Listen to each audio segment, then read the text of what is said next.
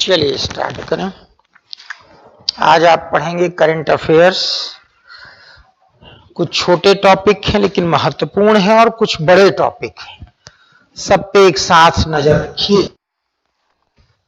आजकल यूएसए के Artemis mission की बड़ी चर्चा हो रही है। वैसे इस पर आपको पहले भी बताया गया है, लेकिन थोड़ा इसको तैयार कर लीजिएगा। आर्टेमिस मिशन में अभी तो फिलहाल जैसे आर्टेमिस 1 है, इस पर चर्चा है।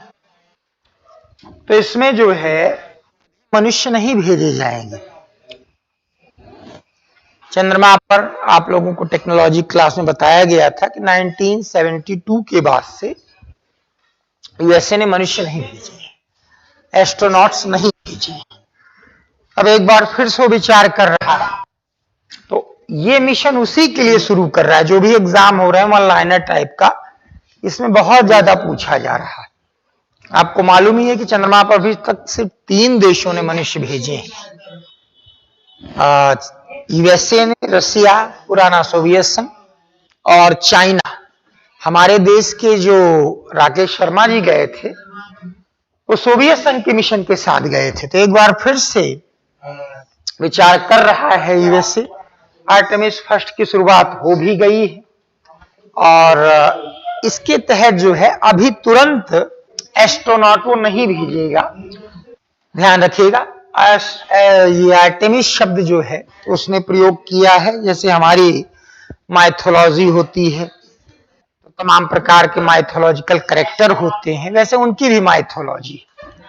तो उसी कैरेक्टर के आधार पर ये नाम रखा गया है।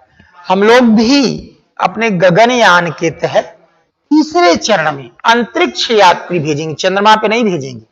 और इसमें फिलहाल कोशिश ये कर रहे हैं कि आर्बिटर मिशन, थोड़ा सा आप इसको 1-2 लाइन और देख लीजिए, फिर 2-4 लाइन दिमाग में रखिएगा इसको। ये मिशन है इसका, और किसी भी मिशन में क्या क्या होता है इसको समझिए। अगर ये चंद्रमा है, यहां से हम जो भी यान भेजेंगे, क्राफ्ट भेजेंगे, रॉकेट भेजेंगे, इसके 3 पार्ट होते हैं। एक हिस्सा जाएगा, इसके चारों तरफ चक्कर लगाएगा, जिसको ऑर्बिटर कहते हैं। एक उतरेगा लैंडर, और अगर उसमें मनुष्य वगैरह होंगे तो वो उतरेंगे। अगर रोबोट आपने यूज किया तो वो रोवर उतरेंगे, खुदाई वगैरह जो भी करना हो करेंगे। तो ये फिलहाल आर्टेमिस एक जो है वो ऑर्बिटर मिशन के रूप में रहेगा। उतारेंगे नहीं चंद्रमा पर इसको, तो ये लौट आएगा। ऐसा जो है इस मिशन को डिजाइन किया गया कि इसको बाद में लौटा लेना है। तो लिख लीजिए 1-2 line. Artemis mission, Artemis mission USA का चंद्रमा के लिए, यूएसए का चंद्रमा के लिए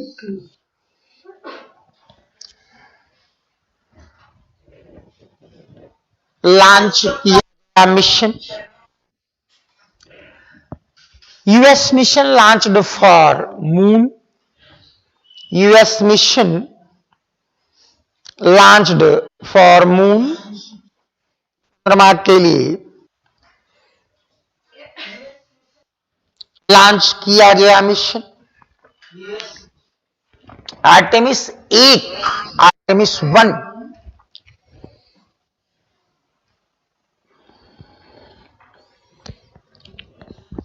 केप कैनेवरल फ्लोरिडा में है। ये केप कैनेवरल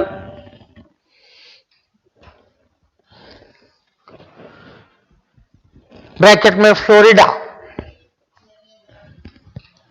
के कैनेडी स्पेस सेंटर से लॉन्च किया गया। Artemis 1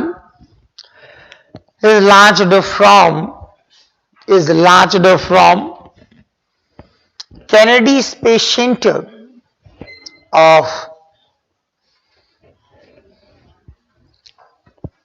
Cape Canaveral, Florida of USA. इसे स्पेस लॉन्च सिस्टम रॉकेट द्वारा प्रक्षेपित किया गया है। इसे स्पेस लॉन्च सिस्टम रॉकेट द्वारा प्रक्षेपित किया गया है। It is launched by space launch system rocket. Space launch system rocket द्वारा प्रक्षेपित किया गया है। आर्टेमिस 1 एक आर्बिटर मिशन है। Artemis 1 is an orbiter mission. एक आर्बिटर मिशन है जो चंद्रमा का चक्कर लगाएगा, which would revolve across the moon। चंद्रमा का चक्कर लगाएगा तथा वापस धरती पर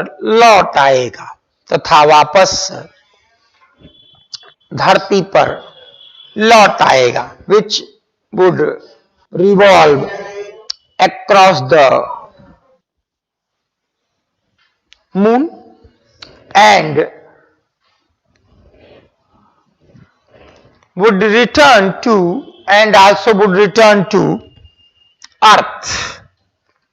एक दो बार पूछा भी गया है कि आर्टेमिस है कौन, तो ग्रीक माइथोलॉजी में जंगली जानवरों की देवी को आर्टेमिस कहते हैं। लिख लीजिए, आर्टेमिस ग्रीक माइथोलॉजी में वाइल्ड एनिमल्स जंगली जानवरों की देवी। Artemis goddess of wild animals in Greek mythology। Goddess of wild animals in Greek mythology। Greek mythology में जंगली जानवरों की देवी है। जंगली जानवरों की देवी। Artemis is goddess of wild animals in Greek mythology. अब बहुत ज्यादा इंपॉर्टेंट, जो भी एग्जाम होंगे ये सब में पूछा जाने वाला है। एक बहुत बड़ा संकट रहता है ग्लोबल वार्मिंग का, आप परिचित हैं इससे। उसी प्रकार से नदियों में बाढ़ का, झीलों के सूखने का। जोशीमठ पे थोड़े आंकड़े और आ जाएं तो थोड़ी चर्चा हम लोग इसको और करेंगे कि जोशीमठ में हो क्या रहा है। अभी तो तमाम लोग खुद परेशान हैं, लेकिन प्रॉब्लम ये भी हो सकती है कि पहले वहां एक झील थी, वहां के लोग बताते हैं, फिर अब गायब है। तो हो सकता है वाटर अंडरग्राउंड हो गया हो।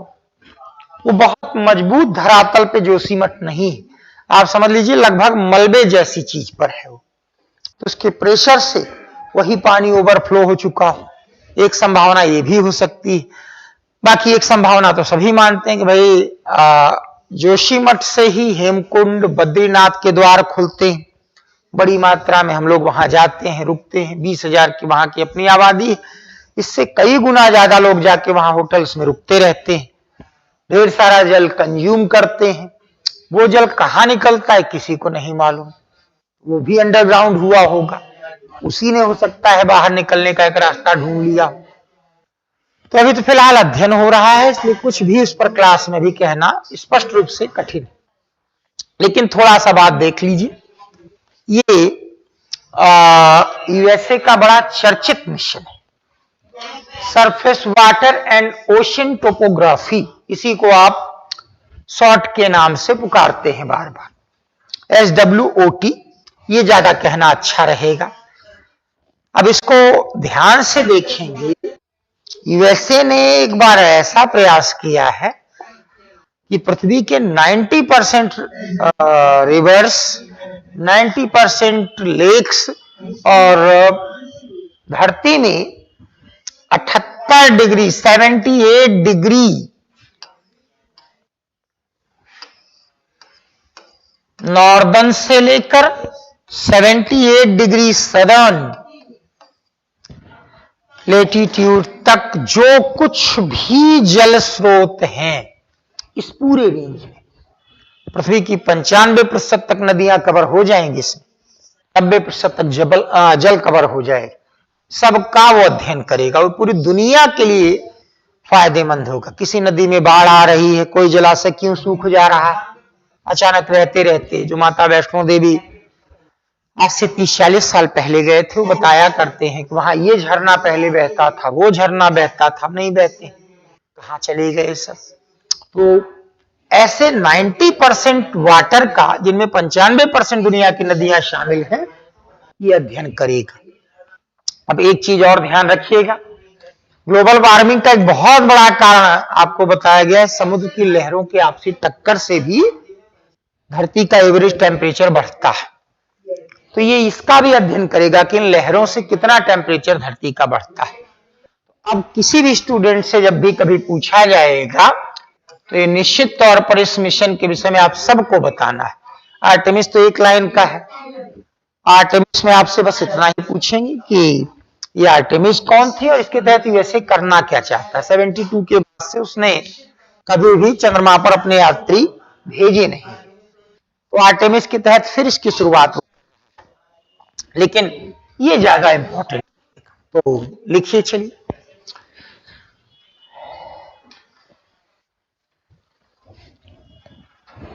Surface water and ocean topography, surface water and ocean topography,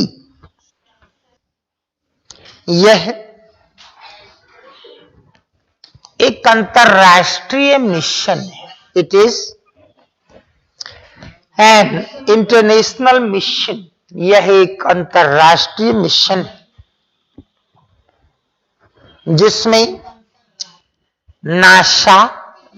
NASA प्रमुख भूमिका निभा रहा है। It is an international mission in which NASA is playing prominent role, जिसमें नासा प्रमुख भूमिका निभा रहा है। NASA is playing prominent role.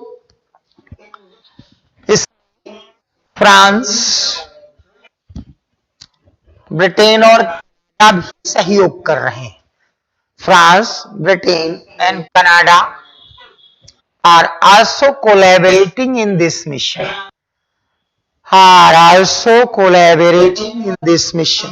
France, Britain और कनाडा भी सहयोग कर रहे हैं। इस मिशन का उद्देश्य है, object of this mission is, पृथ्वी पर जल के विश्वसनीय आंकड़े प्राप्त करना। पृथ्वी पर जल के विश्वसनीय आंकड़े प्राप्त करना। टू explore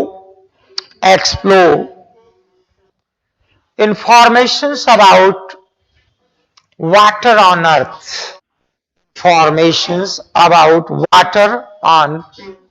विश्वसनीय आंकड़े प्राप्त करना। 3 वर्ष तक इसका संचालन किया जाएगा। जब इस तरीके का लिखते हैं ना, छोटी छोटी लाइन में लिखा करिए। जो हमें याद करना हो वो हमेशा छोटी छोटी लाइन में लिखनी चाहिए, और जो हमें एनालाइज करना हो वो पैराग्राफ में लिखना चाहिए। इसमें तो आपके पास सूचनाएं उसी को बाद में एनालाइज करना है, तो छोटी छोटी लाइन्स में लिखा करें। लिखें, 3 वर्ष तक यह मिशन संचालित किया जाएगा। This mission would be operated up to 3 years, यह मिशन संचालित किया जाएगा तथा इसमें अनेक महत्वपूर्ण रहस्यों का उद्घाटन किया जाएगा। And a few mysteries would be unfolded in it.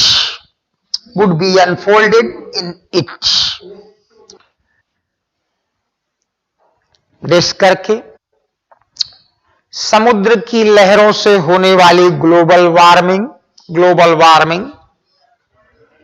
Caused by sea waves, समुद्र की लहरों से होने वाली global warming caused by sea waves, नदियों में आने वाली बाढ़, फ्लड ऑफ रिवर्स, नदियों में आने वाली बाढ़,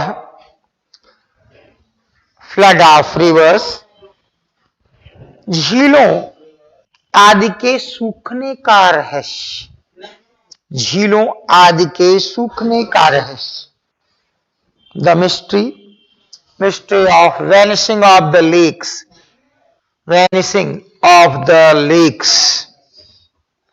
थोड़ा ध्यान रखिएगा जब भी भारत के संदर्भ में ऐसी बात हो। हमारे देश में हिमालय क्षेत्र में 1 लाख वर्ग किलोमीटर में ग्लेशियर है। पूरा 1 लाख वर्ग किलोमीटर का इलाका उत्तर में इस तरीके से ग्लेशियर्स का है। तो बहुत ठंड जब पड़ती है तो ये सब ग्लेशियर्स जम जाते हैं, तमाम झीलें जम जाती। लेकिन अचानक किसी कारणवश अगर गर्मी बढ़ी तब एक बहुत बड़ी दिक्कत आती, तब हमें ठंड में दिक्कत आती। अचानक गर्मी बढ़ी तो जमा हुआ ग्लेशियर पिघल जाएगा। अब उसमें पिछले कई दिनों से बर्फ ही बर्फ जम रही थी, तो पिघलेगा तो जल कहीं कहीं का रास्ता ढूंढेगा। अब वो रास्ता जो है ढाल है, का भी मिल गया। तो कभी जाकर अगर किसी दूसरी झील में मिल गया हो तो झील ओवरफ्लो होती, और अगर वो किसी कस्बे वगैरह के इर्द गिर्द है तो ओवरफ्लो झील उस कस्बे के इर्द गिर्द के सारे इलाके को बहाते हुए चलती। टूरिज्म के कारण और अन्य तमाम चीजों के कारण लोगों ने यहाँ ढेर सारी कंस्ट्रक्शन एक्टिविटीज की। कोई मलबा हटाते नहीं, सब वही नदियों के किनारे पड़े हुए। ओवरफ्लो जब झील होती है तो इस मलबे को लेकर बहती है। सिर्फ जल से आपको खतरा नहीं है, लेकिन जल में मलबा मिल गया तब उस स्थिति में अगल बगल के मकानों को तोड़ते हुए आगे बढ़ता है। और उत्तराखंड में पिछले कई वर्षों से आने वाली आपदाएं इसके कारण हो रही। टूरिज्म को भी बढ़ावा देना है, 4 धाम यात्रा वगैरह के लिए भी तमाम कंस्ट्रक्शन किए गए। पहले लोग पैदल भी चले जाते थे, अब सबको सुविधाएं चाहिए। ऐसी स्थिति में साइड इफेक्ट भी सामने आ रहे हैं। तो इस मिशन के द्वारा ये सारे रहस्य भी पता चलेंगे। अब आगे लिखें कुछ और लाइन, छोटी छोटी लाइनें लिखिएगा। लेकिन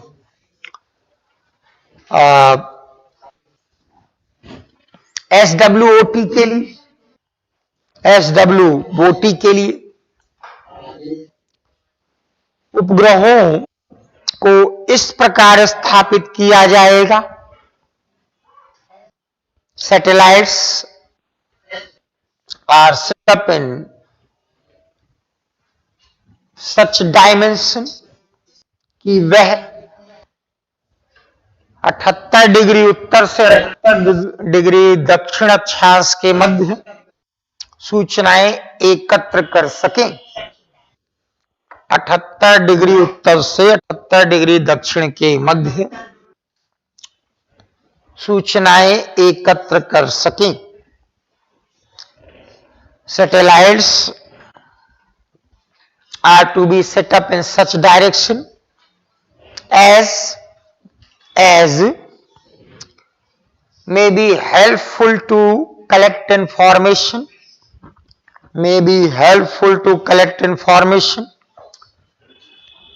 from 78 degree north to 78 degree south, 78 degree north to 78 degree south latitude, यानी जहां तक मनुष्य रहते हैं उससे बहुत आगे आगे तक। इसके उत्तर और इसके दक्षिण कोई मनुष्य नहीं रहता है, तो इतना आगे आगे तक की सारी सूचना। इस प्रकार 95% से अधिक झीलों और नदियों को कवर किया जाएगा। In this way more than 95% lakes and rivers, more than 95% lakes and rivers are to be covered, cover किया जाएगा।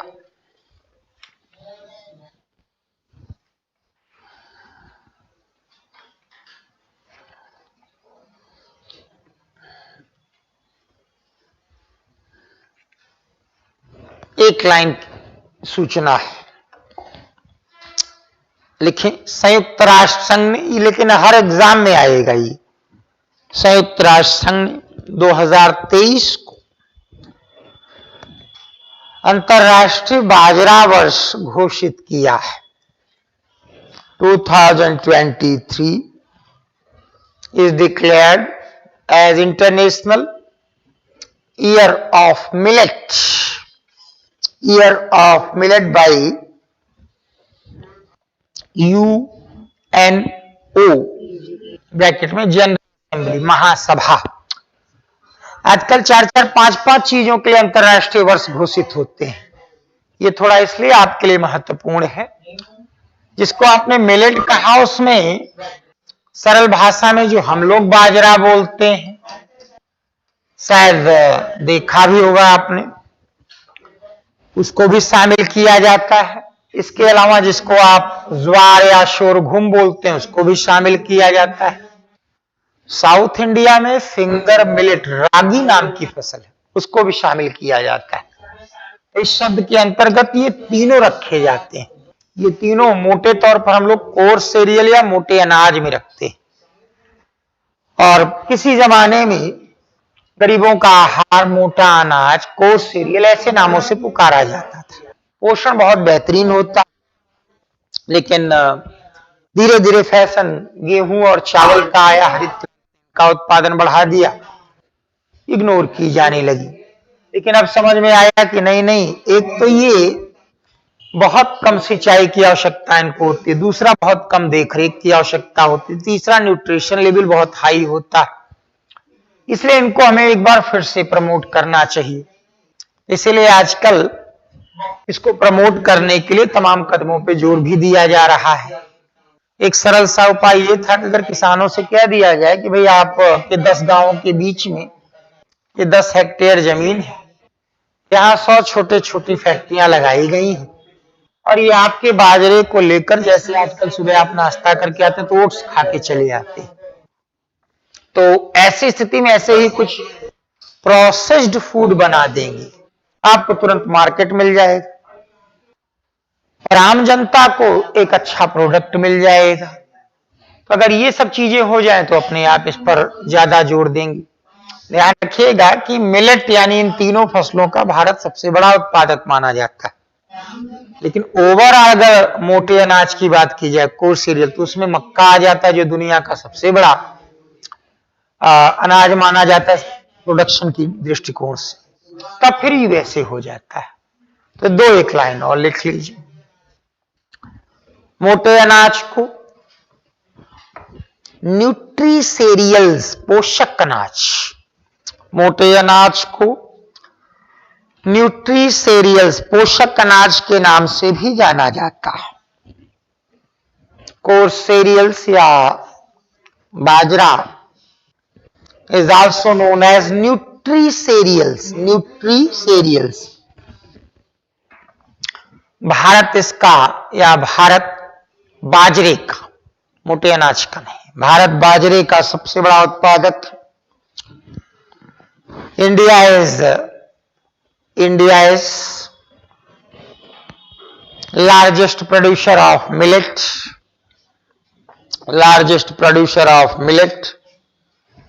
इसके अंतर्गत बाजरा, ज्वार, रागी जैसी फसलें आती। Millet, sorghum, finger millet alike crops, millet, sorghum, finger millet alike crops are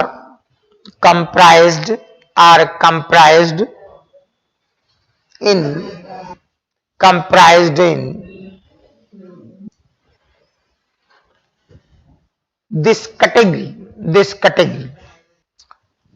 बाजरे में सर्वाधिक मात्रा कार्बोहाइड्रेट की होती है, बाजरे में सर्वाधिक मात्रा कार्बोहाइड्रेट की होती है। Largest quantities of carbohydrate in millet, इसमें फाइबर, प्रोटीन और फैट भी पाया जाता है। Fibre, protein and fat, fibre, protein and fat are also found in it.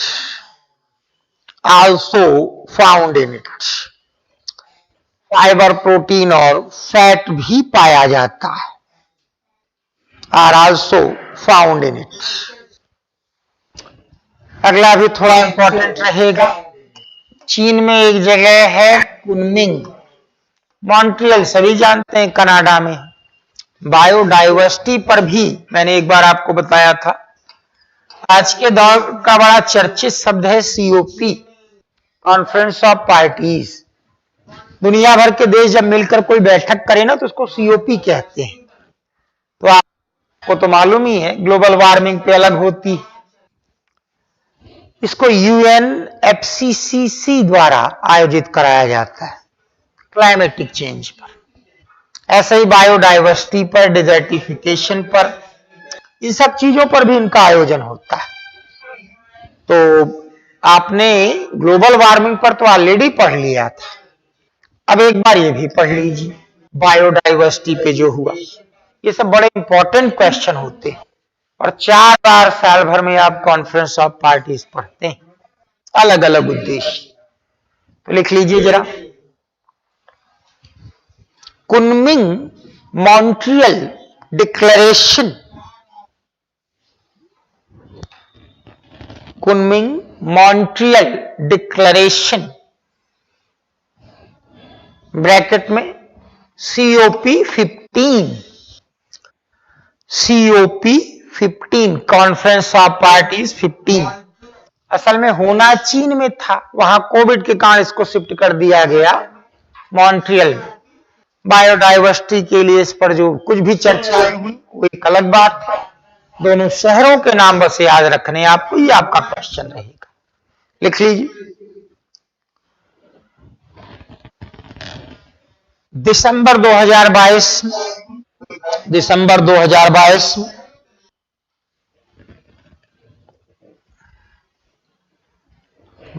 Montreal Canada में इसका आयोजन किया गया।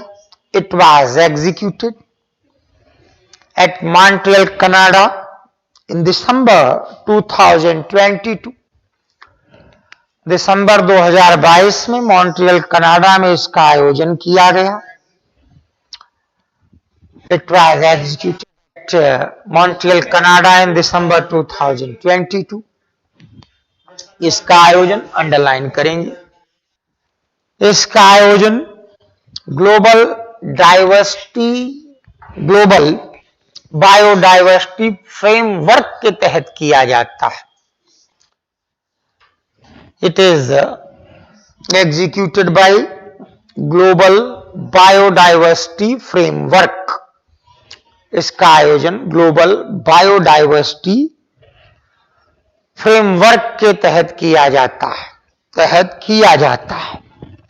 आरंभ में इसे कुनमिंग चीन में आयोजित किया जाना था। Initially it was to be held at Kunming China, परंतु कोविड के कारण इसे मॉन्ट्रियल स्थानांतरित किया गया। परंतु कोविड के कारण इसे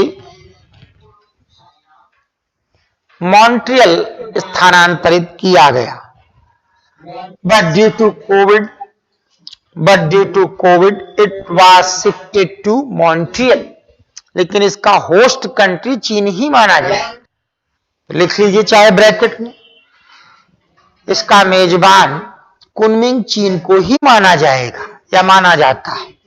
it's host is Kunming bracket में चाइना, कुनमिंग चाइना। इसकी खास बात ये रही, जो काम कभी न करना हो उसको टाल दीजिए, सीधी सी एक बात होती है। फिर आगे चल के 2-4 साल बाद एक बैठक कर लेंगे जब कोई चीज तुरंत न करनी हो। जैसे जो अच्छे स्टूडेंट होते हैं उनको भी ठंड तो सभी को लगती है, लेकिन वो तैयार है, अपने काम पे एकदम अलर्ट रहते हैं। बहुत सारे स्टूडेंट होते हैं, सर्विस भी करते हैं तो भी क्लास आएंगे, फिर वहां भी जाएंगे, वहां निपटाएंगे, फिर भी पढ़ते हैं।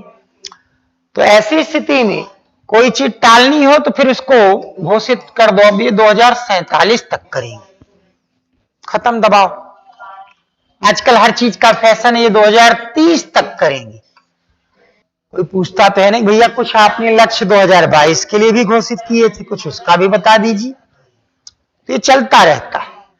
तो ये 2030 तक के सारे लक्ष्यों की एक सूची बना लीजिएगा, कौन कौन से टारगेट आपको क्लास में लिखाए गए थे जो 2030 तक पूरे होने थे। इन्होंने भी कह दिया है कि 2030 तक एक हम लोगों ने कार्य योजना बना ली है, बायोडाइवर्सिटी को क्षति रोकने के लिए ये करेंगे।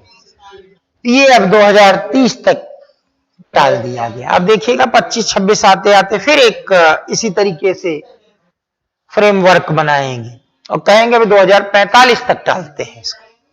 तो लिख लीजिए जरा, 2030 तक बायोडायवर्सिटी के संरक्षण के लिए एक कार्य योजना को भी स्वीकार किया गया। फ्रेमवर्क is also adopted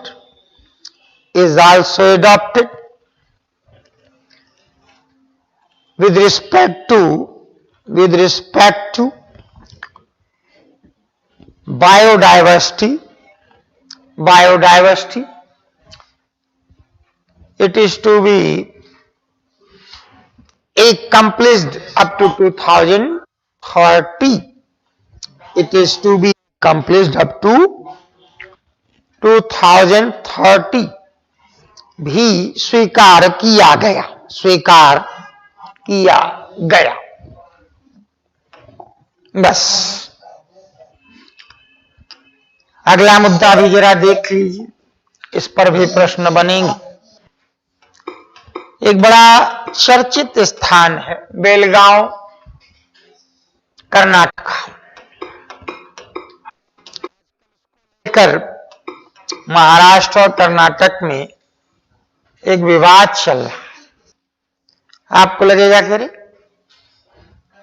ये विवाद कैसे आ गया? ये सब सोची समझी चीजें होती है। जैसे चुनाव हो जाएंगे कर्नाटक की, महाराष्ट्र गायब हो जाए। अभी तो कर्नाटक में टीपू सुल्तान की जयंती को लेकर भी विवाद आएगा। ये सब चुनाव के समय होता है, असली मुद्दों से ध्यान भटकाने। पढ़े लिखे देशों में जनता भ्रमित नहीं होती।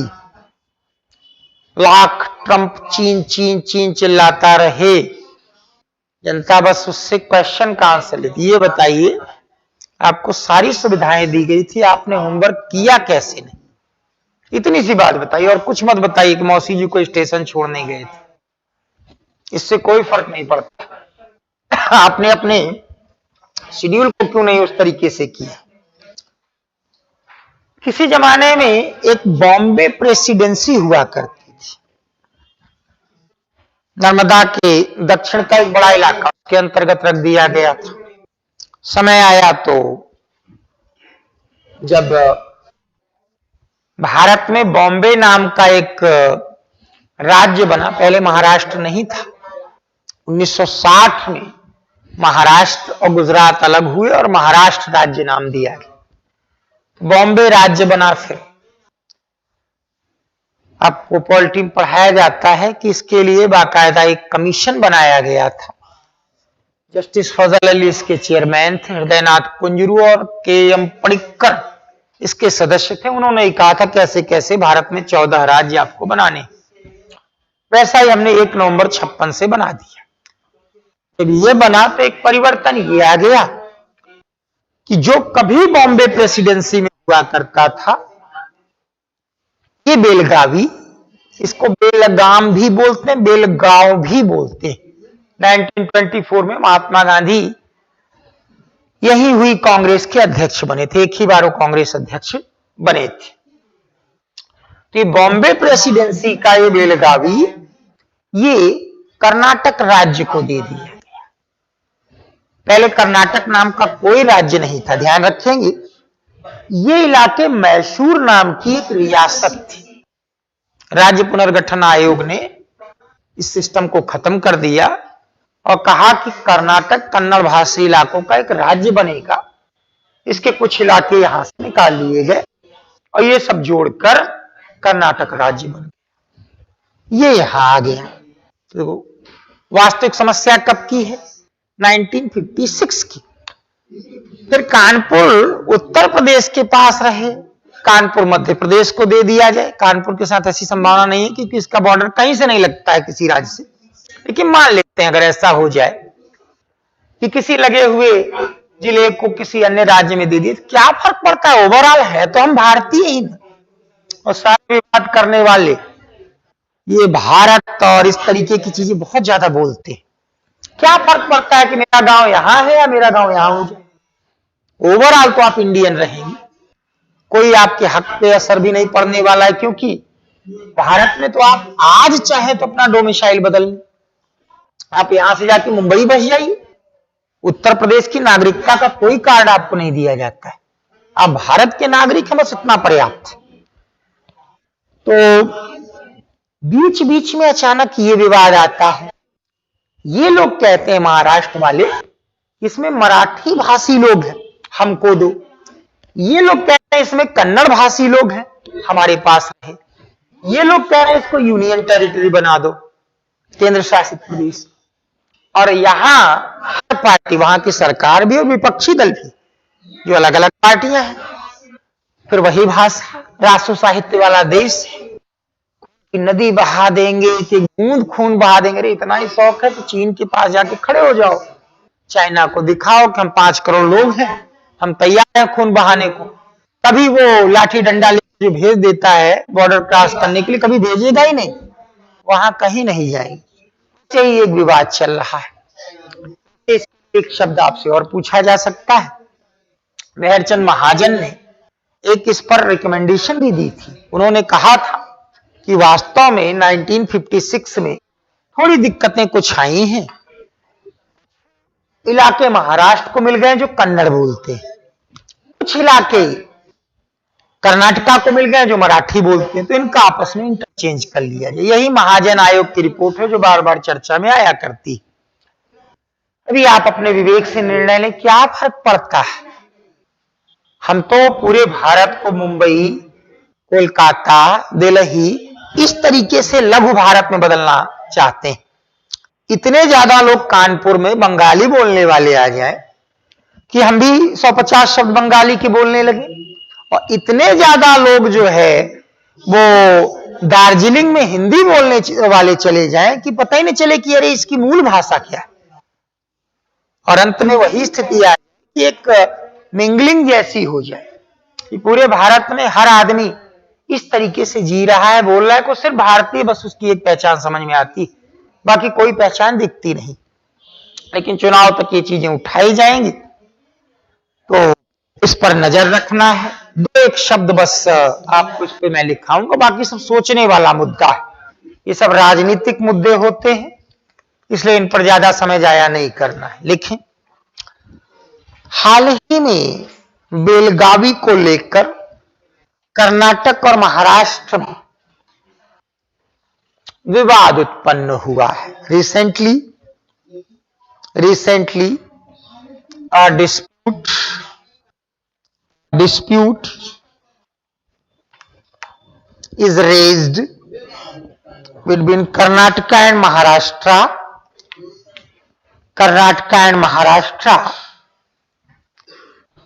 for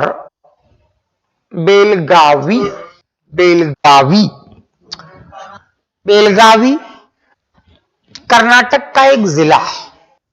Belagavi is a district of Karnataka, जिससे पहले बेलगाम भी कहा जाता था, which was known as Belgaum in earlier days,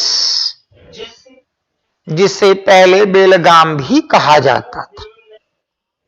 which was known as Belgaum in earlier days.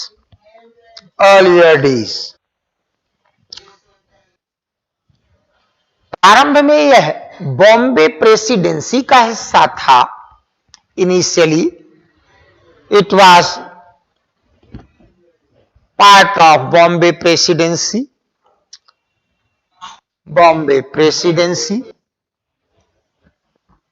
राज्य पुनर्गठन आयोग के द्वारा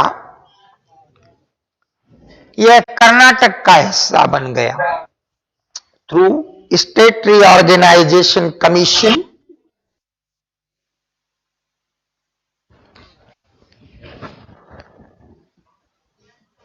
it became part of Karnataka. यह कर्नाटक का हिस्सा बन गया. परंतु यहां मराठी और कन्नड़ दोनों ही भाषाओं बोला जाता है. Marathi and Kannada both languages are used by local people.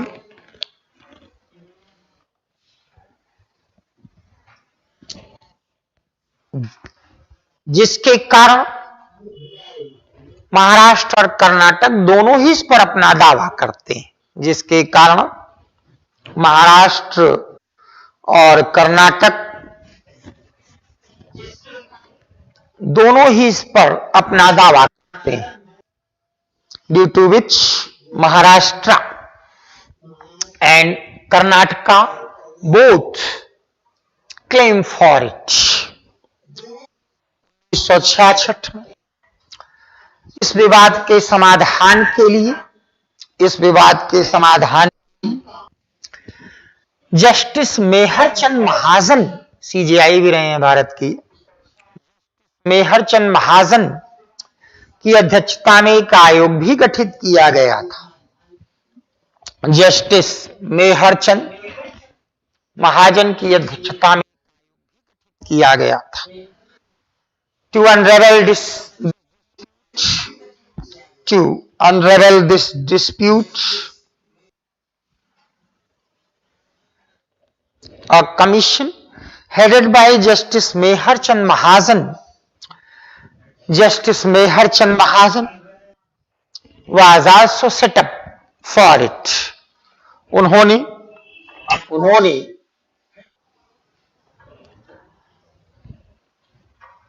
Marathi भाषी गांव महाराष्ट्र को, कन्नड़ भाषी गांव कर्नाटक को देने की सिफारिश की थी.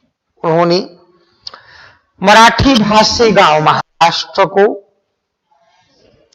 कन्नड़ भाषी गांव कर्नाटक को देने की सिफारिश की थी. He recommended to shift Marathi language villages to the Maharashtra,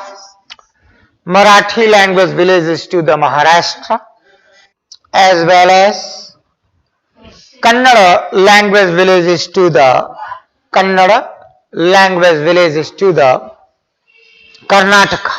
Karnataka देने की सिफारिश की थी. महाराष्ट्र के राजनीतिक दल बेलगावी को केंद्र शासित प्रदेश बनाने की मांग कर रहे हैं. Political parties of Maharashtra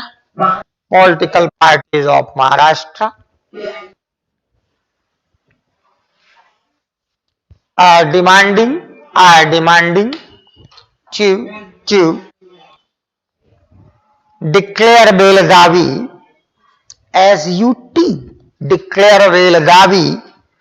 as UT. केंद्र शासित प्रदेश बनाने की मांग कर रहे हैं. बस आज का सबसे महत्वपूर्ण टॉपिक जो है, हर क्वेश्चन अब पूरे साल उसी पर आएंगे. थोड़ी सी कहानी. भारत के उपराष्ट्रपति, लोकसभा के अध्यक्ष और कानून मंत्री, इन तीनों ने अचानक योजनाबद्ध ढंग से कुछ बातें कहनी शुरू की। बहुत बड़ा टॉपिक है, इसको आप ध्यान से समझेंगे। उनका यह कहना है कि भारत में जो जुडिशियल रिव्यू का कॉन्सेप्ट है, न्यायिक पुनरावलोकन, ये गलत है। मैं आपको पहले कुछ चीजें बता दूं, ये बहुत बड़ा टॉपिक है, जरूरत पड़ी तो अगली क्लास में भी कंटिन्यू किया जाएगा, बहुत दिनों तक चलने वाला टॉपिक है। थोड़ा सा ध्यान देंगे। यूएसए और ब्रिटेन कुछ अलग अलग तरीके से चलते हैं। ब्रिटेन में लोकतंत्र या संसद को ज्यादा महत्व दिया गया, उन लोगों ने तो सुप्रीम कोर्ट भी नहीं बनाया है। ऐसी स्थिति में वहां पार्लियामेंट जो कानून बनाती है वो अपने आप सुप्रीम होता है, सर्वोच्च होता है। धीरे धीरे करके वहां की पार्लियामेंट विकसित हुई है, धीरे धीरे स्टेप बाय स्टेप उसके पास अधिकार आए। यूएसए पहले दिन से ही इस मामले में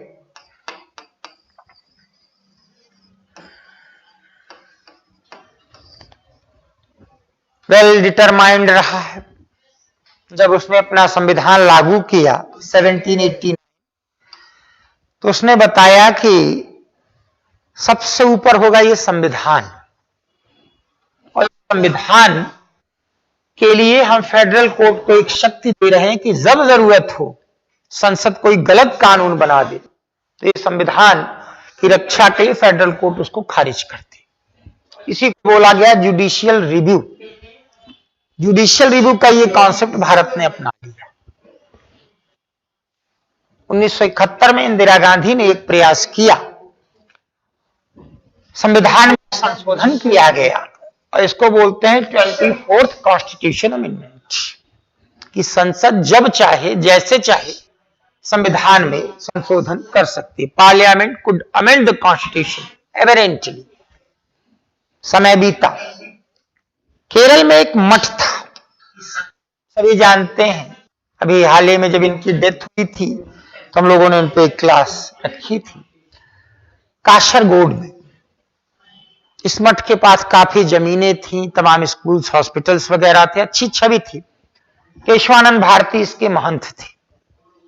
इनकी जमीन केरल की सरकार ने ले ली थी। ये कोर्ट ले गए, मेरी जमीन आपने कैसे ले ली?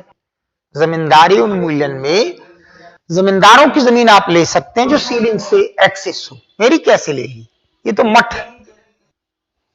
हाई कोर्ट में हार गए, नहीं नहीं ये कोई नहीं, एक्सेस जमीन सकती। सुप्रीम कोर्ट गए और संयोग से सुप्रीम कोर्ट में भी हार गए, लेकिन हारते हारते सुप्रीम कोर्ट ने 7-6 से एक डिसीजन दिया। 13 जज अब तक किसी एक डिसीजन में जब बैठे तो इसी में बैठे हैं, 7 एक तरफ 6 एक तरफ। सीकरी साहब इस समय इस बेंच के अध्यक्ष थे। जब भी कोई कॉन्स्टिट्यूशनल बेंच बनेगी तो उसका अध्यक्ष अनिवार्य रूप से सीजेआई ही होगा, चीफ जस्टिस ऑफ इंडिया।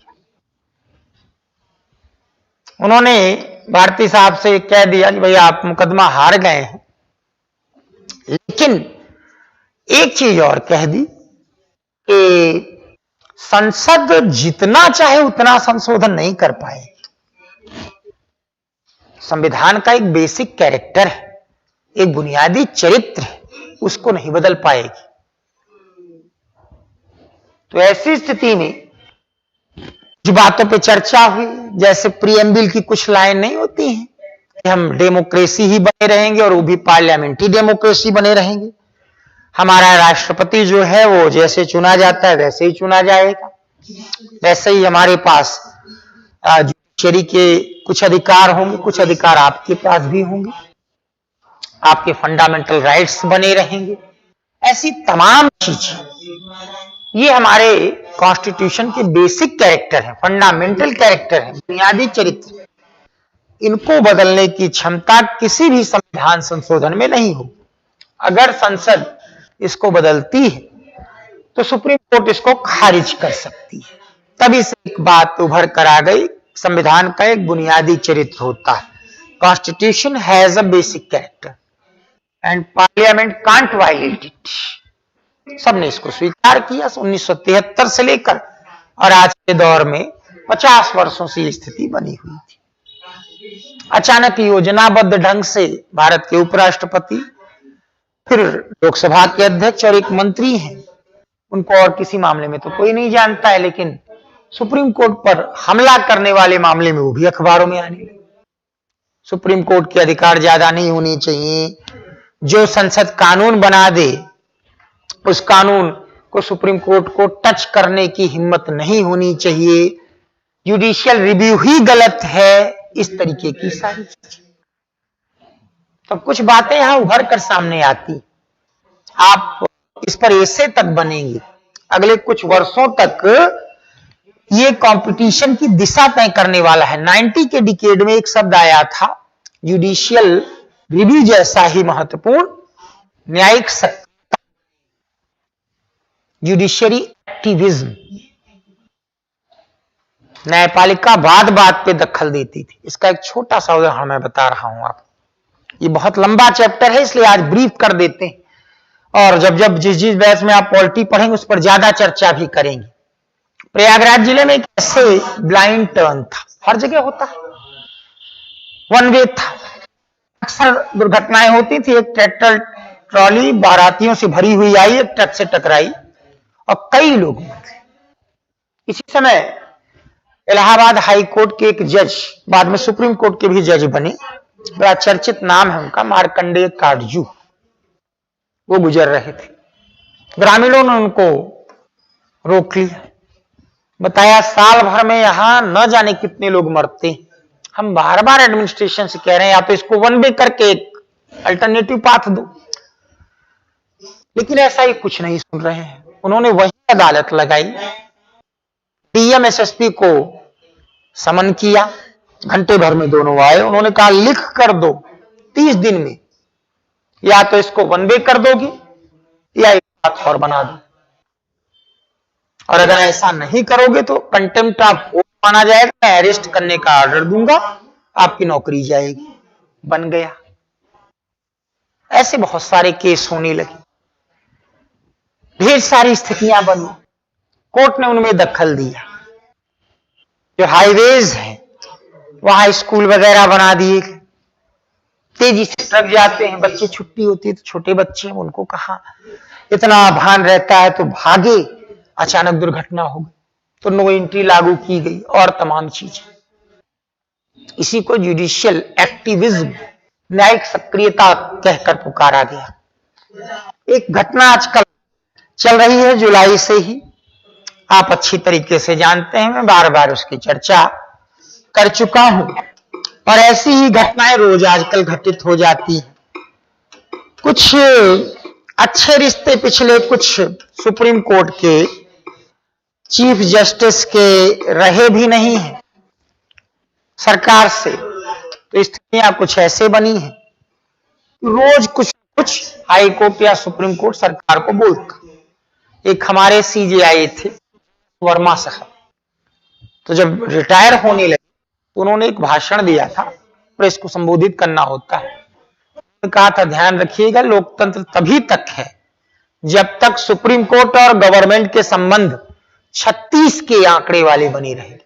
जिस दिन दोनों ने हाथ मिला लिया, खत्म लोकतंत्र। तो मैं आपके सामने ये प्रश्न रखता हूं, आपकी इच्छा होगी तो कभी आगे बात करेंगे। हाईकोर्ट जुलाई से ही पूछ रहा है कि ये हो क्या रहा है, नमामि गंगे पर इतना पैसा खर्च हो रहा है, तो ओवरऑल ये कर क्या रहे हैं आप लोग, ध्यान से देखते चले जाइए। ये सब चीजें आप जानते हैं। और ऐसे ही एक चीज,